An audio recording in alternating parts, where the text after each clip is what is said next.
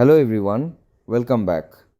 If your Windows security icon is missing from the system tray in Windows 10 or Windows 11, this video will show you how to restore it and make it start automatically.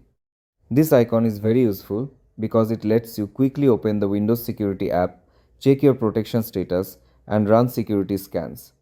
So if the icon has disappeared, don't worry, I'll show you the easiest ways to restore it.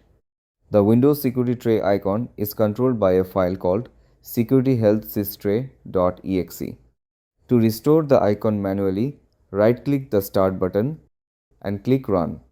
Now type this path c:/windows/system32/securityhealthsystray.exe.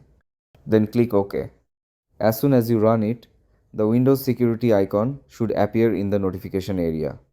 If the icon comes back but disappears again after restarting your PC, if you want a more advanced method that works for all user accounts, you can use the Registry run key. Click on the Start menu, type CMD. When the command prompt appears, right-click on it, click on Run as Administrator, click on Yes. Now copy and paste this command. This command is available under the video description. Then press Enter. This command adds Windows security to the startup process, so the icon will automatically appear whenever you log in. That's it. These are the easiest ways to fix the Windows security icon missing from the system tray problem in Windows 10 and Windows 11. If this video helped you, please like the video, subscribe to the channel and leave a comment below telling me which method worked for you.